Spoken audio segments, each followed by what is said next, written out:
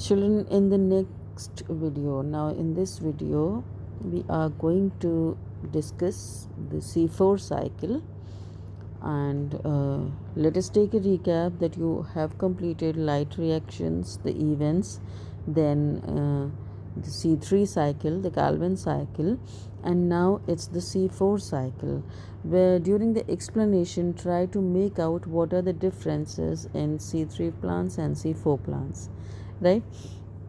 The first and foremost difference, when you see the anatomy of such plants which perform C4 cycle, they have a very special anatomical feature that's known as kranz anatomy.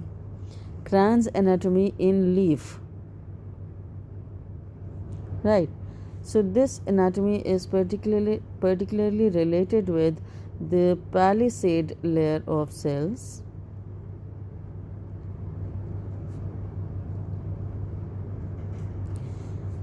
I expect that you must be remembering that palisade layers of cell, these are also the elongated mesophils which align just below the epidermis, upper epidermis, and these do not have any intercellular spaces, and they are an important part of the leaf anatomy. So palisade layer of cell which is linear in case of, linear means straight in case of C3, but it becomes circular or rounded in C4. This is what you have to take out. I have pasted a picture here to give you the idea about the difference in the anatomical features. But first of all, why this whole arrangement of palisade layer is known as kranz anatomy? Because kranz means wreath, that floral wheel which is used to pay homage to the deceased ones, or you must have seen these floral wheels, right?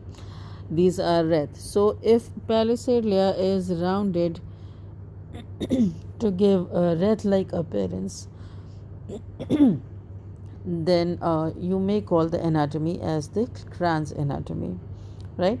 Now come to the, let me select some color. Done. Come to this picture. What is the difference? You can see that I have selected a picture where on one side you can see C3 and on the other side you can see C4, and you can compare the anatomical features of the leaf in C3 and C4 plants. See, in C3 generally this is the upper epidermis, right? Then this is the palisade layer. I've drawn this diagram so many times in class 10th too. See, the palisade layer is linear, it's not rounded, in straight line. These are the vascular bundles, xylem in the center, the veins in the leaf that you see for water supply, xylem in the center, and then phloem surrounding, and this is the bundle sheath. The purple color is bundle sheath, right?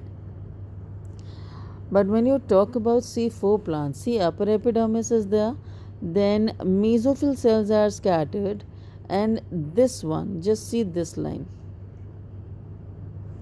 The palisade layer is not linear the way it was linear here. It is not linear.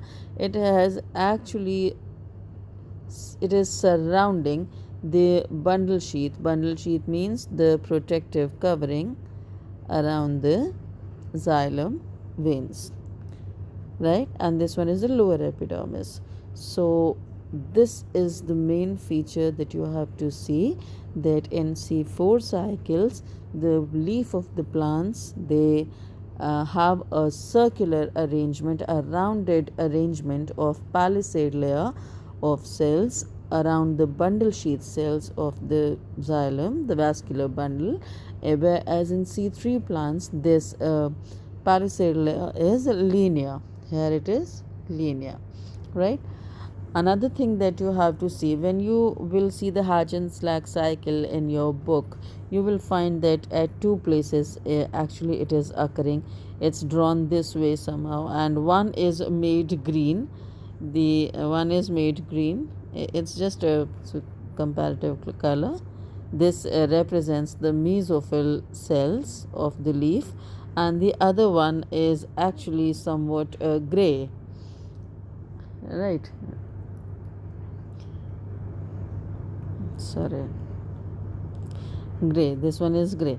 So what is the purpose of doing so? This is to let you know, children, that if these are bundle sheath cells, so hatch and slack is actually taking place between these two cells of the leaf, mesophyll and bundle sheath, right?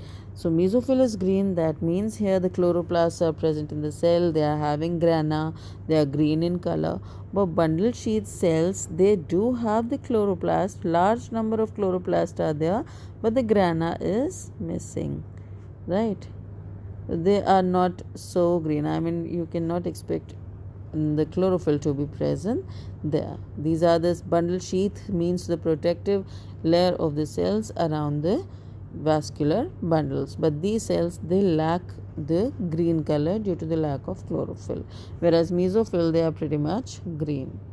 Okay, so just understand, again take a recap, that hatch and slack cycle is named on the basis of the first product which is formed as C4 compound, that is oxaloacetic acid.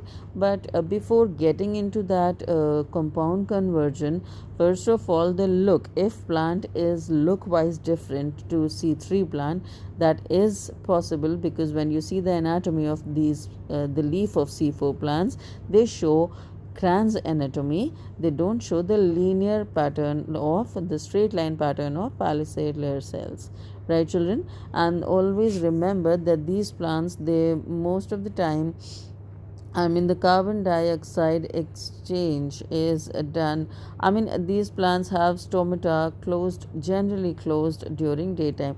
Must have seen about the cam plants, right, like maize and sugarcane, they have their stomata open at night, right? But that's another thing, it's not the part of this particular explanation, we can discuss about it later. As of now, you just understand that kranz anatomy is one most important feature, and in your exams, children, you may be asked to write a short note on this anatomical features, so take these things into your consideration.